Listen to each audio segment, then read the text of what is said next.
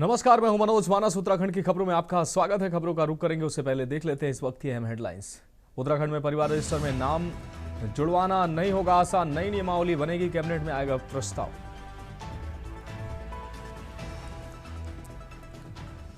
भाजपा प्रदेश अध्यक्ष महेंद्र भट्ट ने कांग्रेस की अंकिता भंडारी हत्याकांड पर विरोध प्रदर्शन को राजनीति से प्रेरित बताया। कहा, कांग्रेस राजनीतिक हथियार बना रही। हरिद्वार कुंभ समेत 105 घाटों पर गैर हिंदुओं की नहीं होगी एंट्री। देश में पहली बार लागू होगा समान धार्मिक बायलॉज। उत्तराखंड में एआई से यातायात प्रबंधन की तैयारी, आईटीडीए तैयार कर रहा है पीओसी।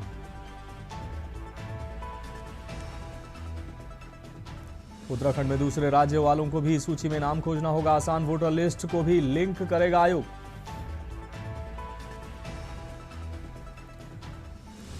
उत्तराखंड के हिमालयी गांव में कोहरे और पाले ने बढ़ाई ठिठुरन, तापमान गिरने से और बढ़ी ठंड, पहाड़ी इलाकों में बर्फबारी जारी। आप देख रहे हैं के न्यूज, खबरों का सारथी। और अब खबरें विस्तार से। अहम खबर देहरादून से है, जहां 13वीं गढ़वाल राइफल्स ने अपना 50वां स्थापना दिवस बड़ी धूमधाम से मनाया। ये स्थापना दिवस देहरादून के श्रेष्ठ वेडिंग पॉइंट में मनाया गया है, जिसमें मुख्य अतिथि के रूप में सूबेदार मेजर भरत सिंह रावत शामिल हुए हैं। कार्यक्रम का शुभारंभ गौरव सेनानियों व वीर नारियों ने परिवार सहित शहीदों को श्रद्धांजलि अर्पित कर किया है। कार्यक्रम में 13वीं गढ़वाल राइफल्स के बारे में बताया गया कि बटालियन ने अपने इन 50 सालों के दौरान कैसे गौरव हासिल किया है।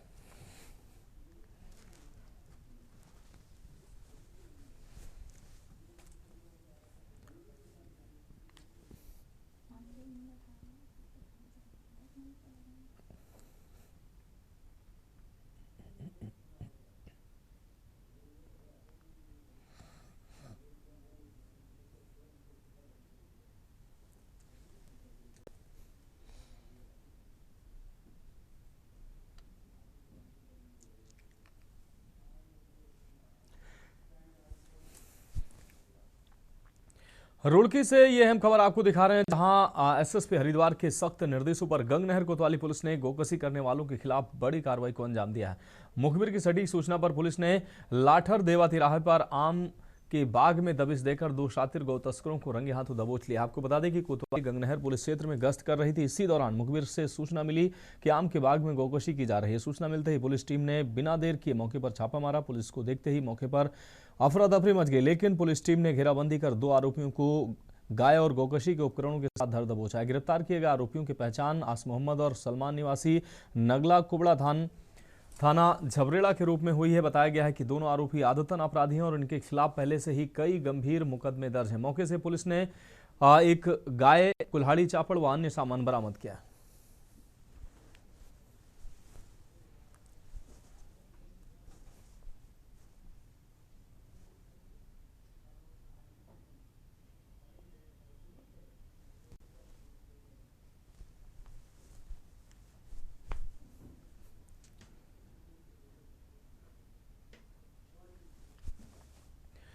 अब बात करेंगे अगली खबर की। हल्द्वानी शहर में एक बार फिर गोली चलने की सनसनीखेज घटना सामने आई। भाजपा के पार्षद एवं संगठन में पदाधिकारी अमित बिष्ट उर्फ चिंटू ने अपनी लाइसेंसी रिवॉल्वर से जज फॉर्म निवासी युवक नितिन लोहनी पर फायरिंग कर दी, जिससे उसकी मौके पर ही मौत हो गई। घटना की सूचना मिलते ही पुलिस मौके पर पहुंची और त्वरित कार्रवाई करते हुए पार्षद अमित बिष्ट को हिरासत में ले लिया।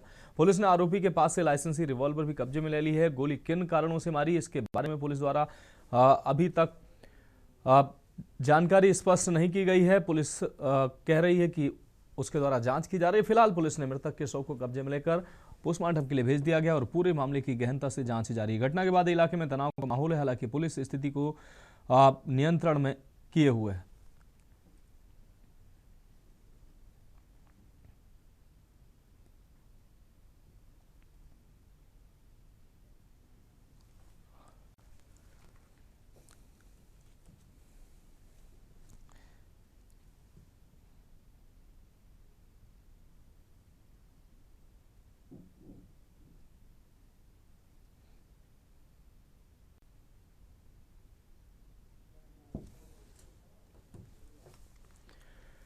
अगली खबर देहरादून से, जहां अमरीका हॉल रेस कोर्स में युवा दून डिस्ट्रीब्यूटर्स एसोसिएशन द्वारा भव्य पारिवारिक धार्मिक भजन संध्या का आयोजन किया गया है। आपको बता दें, राम आएंगे जैसे भजनों की गूंज से सभागार राममय हो उठा और व्यापारी परिवार भक्ति में लीन नजर आए। कार्यक्रम में विभिन्न व्यापारी संगठनों के पदाधिकारी, भाजपा महानगर अध्यक्ष सिद्धार्थ अग्रवाल सहित अन्य गणमान्य अतिथि उपस्थित रहे। आयोजकों ने इसे पारिवारिक एकता, सांस्कृतिक मूल्यों और सामाजिक समरसता को मजबूत करने वाला आयोजन बताया।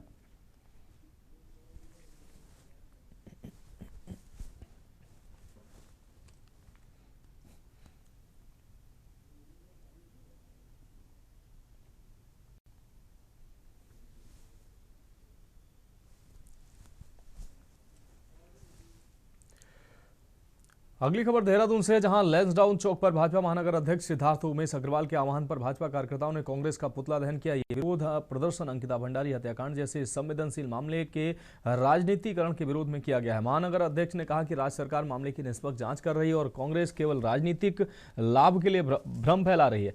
उन्होंने कहा कि यह विषय राजनीतिक नहीं है, न्याय का है और दोषियों को किसी भी हालत में बख्शा नहीं जाएगा। पुतला दहन को कांग्रेस की नकारात्मक राजनीति के खिलाफ जनाक्रोश बताया गया। कार्यक्रम में बड़ी संख्या में भाजपा पदाधिकारी व कार्यकर्ता उपस्थित रहे।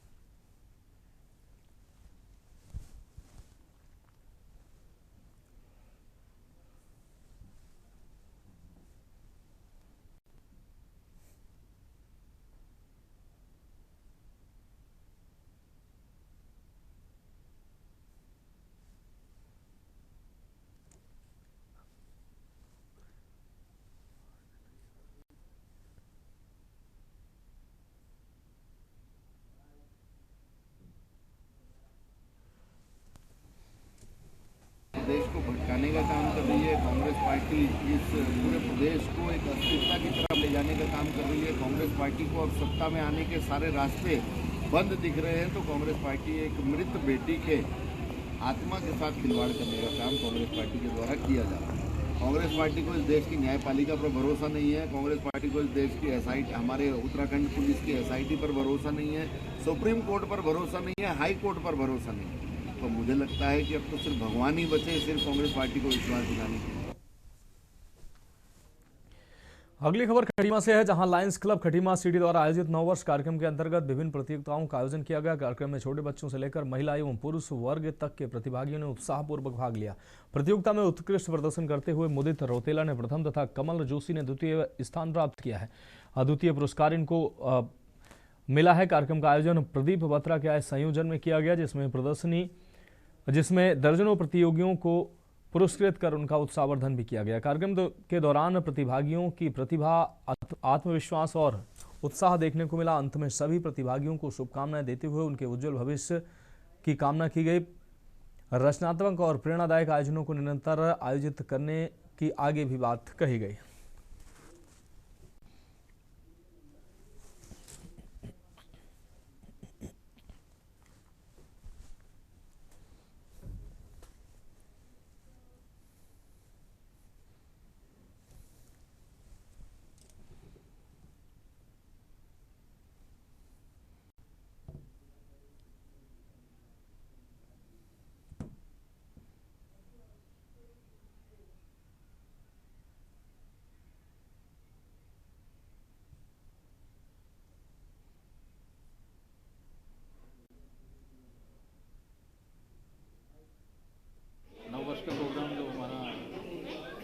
का प्रोग्राम लायंस क्लब खटीमा द्वारा ऑर्गेनाइज किया गया था, जिसमें हमारे सारे सदस्यों ने मिलजुल कर इस प्रोग्राम का लुत्फ उठाया है और नए साल 2026 का तहे दिल से और बड़ी खुशियों के साथ स्वागत किया है कि आने वाले इस साल में हम ऐसे ही सेवा कार्य करते रहें और इस समाज को, जो भी समाज के उपेक्षित व्यक्ति हैं, उन तक कुछ ना कुछ उनकी सुविधा हम पहुंचाते रहें। यही खटीमा सिटी के द्वारा आज जो नए वर्ष का सेलिब्रेशन करा गया, इसमें माननीय अध्यक्ष जी द्वारा जो सब चीज़ें करी, बच्चों को लेके कई तरह के गेम्स कराए गए और उस गेम्स के साथ बच्चों को एक नई प्रेरणा दी गई कि किस तरह से समाज में एक दूसरे का सहयोग करना है हमें।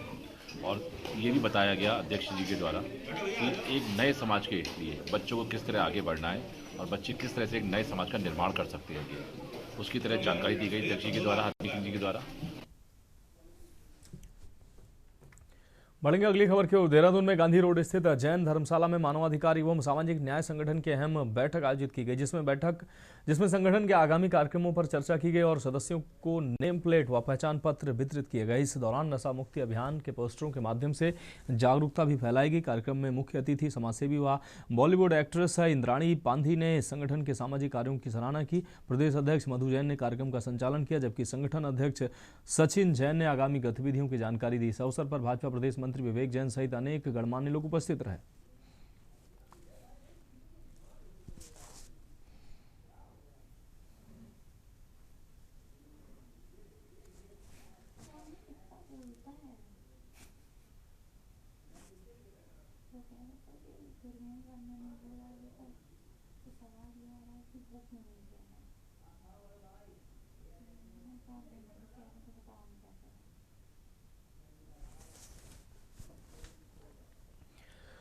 अगली खबर मंगलौर से है, जहां अंकिता भंडारी हत्याकांड की जांच सीबीआई से कराए जाने की मांग को लेकर कांग्रेस विधायक काजी निजामुद्दीन के नेतृत्व में कांग्रेस कार्यकर्ताओं ने कैंडल मार्च निकाला है। इस दौरान उत्तराखंड के पूर्व मुख्यमंत्री हरीश रावत भी मौजूद रहे। कांग्रेस कार्यकर्ताओं ने प्रदेश की भाजपा सरकार के खिलाफ जमकर नारेबाजी की और अपना रोष प्रकट किया।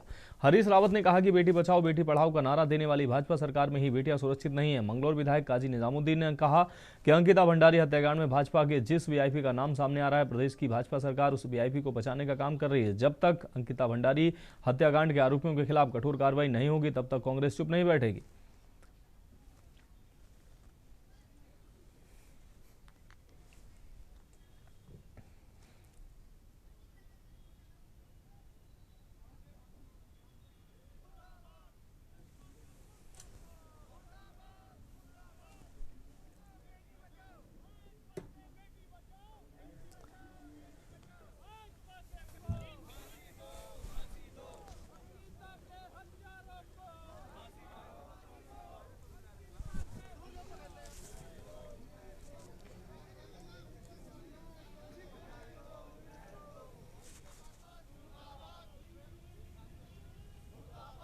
उत्तराखंड की बेटी अंकिता को न्याय दिलाने के मांग को लेकर के और उसके वास्तविक हत्यारों को कानून के शिकंजे में लाने की मांग को लेकर के सारा मंगलौर इस कैंडल मार्च के जरिए जुड़ा। मैं फिर से सुप्रिया मंगलौर कहूंगा, जांच करवाए सीबीआई से और जो वीआईपी और वीवीआईपी हैं उनको सजा दिलवाए, उनको गिरफ्तार करे, उनके खिलाफ मुकदमे कायम हो और जो सजा उनके लिए तजवीज शासन सरकार कानून करता है वो उनको मिलना जरूरी है। अगली खबर देहरादून से, जहां भारतीय राष्ट्रीय छात्र संगठन एनएसयूआई के कार्यकर्ताओं ने देहरादून नगर निगम से पैदल मार्च करते हुए जिलाधिकारी कार्यालय का घेराव किया और सिटी मजिस्ट्रेट को ज्ञापन भी सौंपा है। एनएसयूआई प्रदेश अध्यक्ष विकास नेगी ने एंजल चकमा हत्याकांड पर कड़ी प्रतिक्रिया दी और कार्रवाई की मांग करते हुए उन्होंने कहा कि इसे कानून व्यवस्था और छात्र सुरक्षा पर गंभीर सवाल बताया। साथ ही उन्होंने अंकिता भंडारी हत्याकांड के निष्पक्ष जांच के लिए सीबीआई जांच की मांग दोहराई। विकास नेगी ने प्रदेश के निजी विश्वविद्यालयों पर शिक्षा के बाजारीकरण, मनमानी फीस वसूली, उपस्थिति और परीक्षा व्यवस्था में अनियमितताओं के आरोप भी लगाए। एनएसयूआई ने छात्रों की सुरक्षा सुनिश्चित करने, निजी विश्वविद्यालयों की जांच और दोषियों पर सख्त कार्रवाई की मांग की है।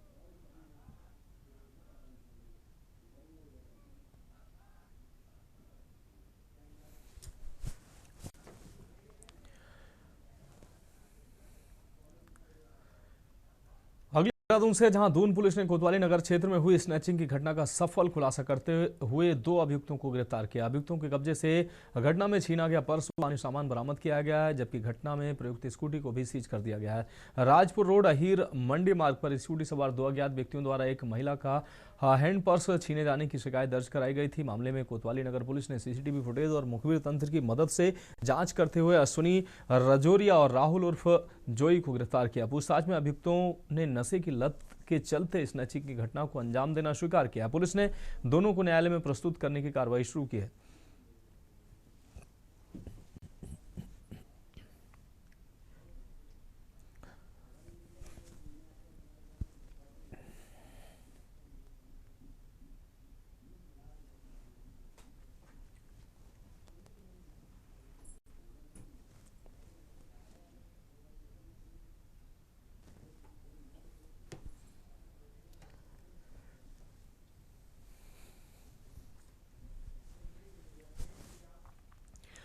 फिलहाल खबरों में वक्त एक ब्रेक का, जल्द हाजिर होंगे।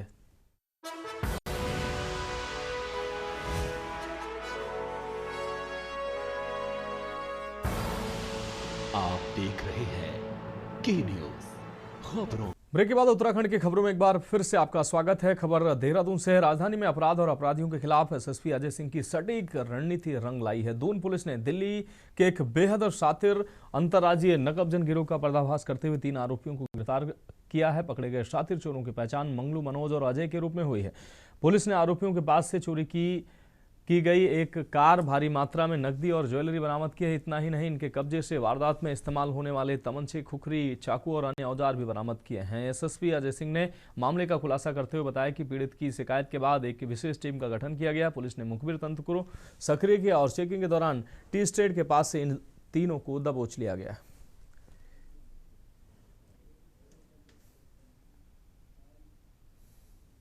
एक घर में चोरी की वारदात हुई थी। क्योंकि चोरी की वारदात के साथ साथ चोरों ने जो है वहाँ नई खड़ी कार को भी चुरा के ले गए थे। तो कहीं ना कहीं ऐसा लग रहा था कि जब इस तरह की गाड़ियाँ चोरी की जाती तो कहीं ना कहीं उस गाड़ी का प्रयोग जो है किसी आपराधिक वारदात में होने की पूरी संभावना रहती है। और इसमें भी ऐसी हुआ, जिस गाड़ी से वो चोरी करने आए थे, दिल्ली से पूरा गैंग था, वो खुद गाड़ी चोरी की थी, उसमें चोरी की थी। और उसको उनको ये सोचकर कि वो गाड़ी को उसको उन्होंने कटवा दिया, कबाड़ी किया।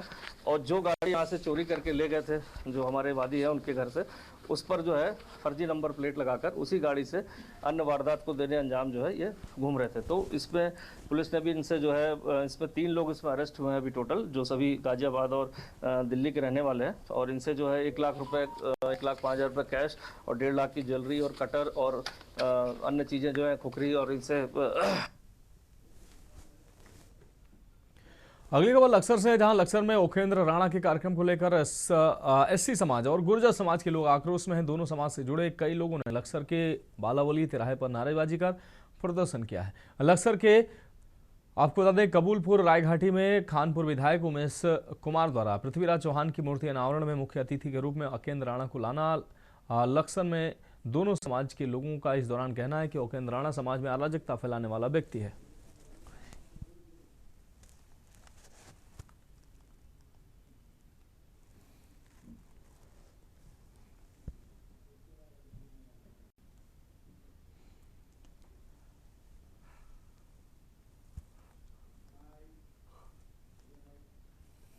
ये विरोध प्रदर्शन पत्रकार मोदी हो रहा है, ये इसका संबंध तो सभी को पता है कि संबंध में हो रखा है।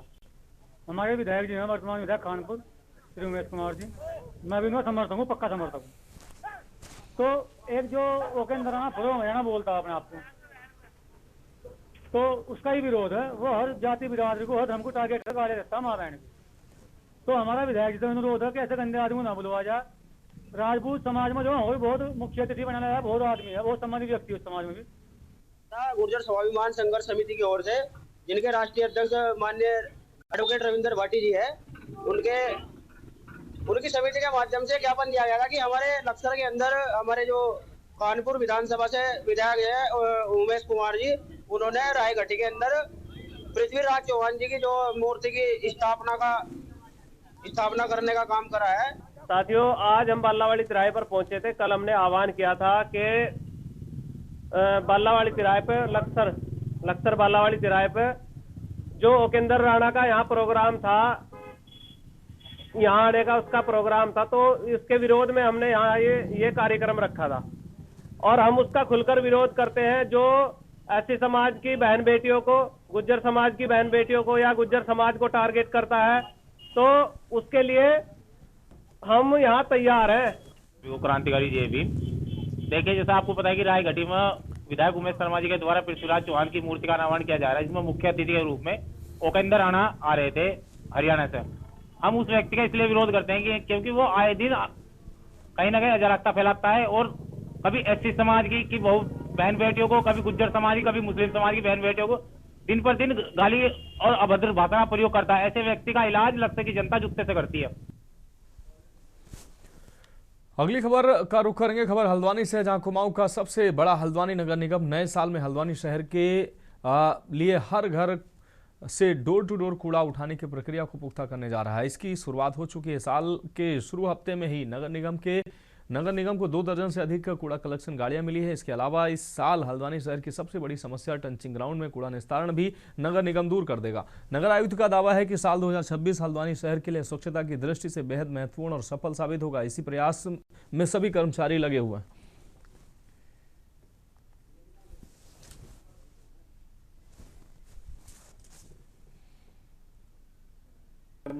का जो मुख्य उद्देश्य है, नगर में साफ सफाई की व्यवस्था को दुरुस्त रखना, साथ में यहाँ पर स्ट्रीट लाइट की व्यवस्था को दुरुस्त करना और जो भी यहाँ पे शिकायतें आ रही हैं, भले वो सफाई से संबंधित हो या स्ट्रीट लाइट से संबंधित हो या अन्य तरीके की हो, उसको प्राथमिकता के आधार पर लेना।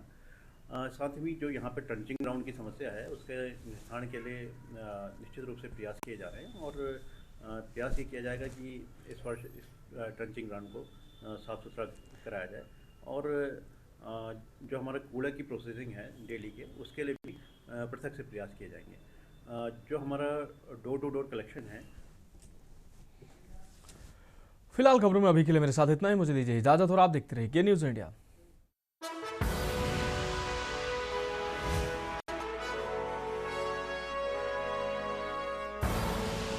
आप देख रहे हैं के न्यूज़, खबरों का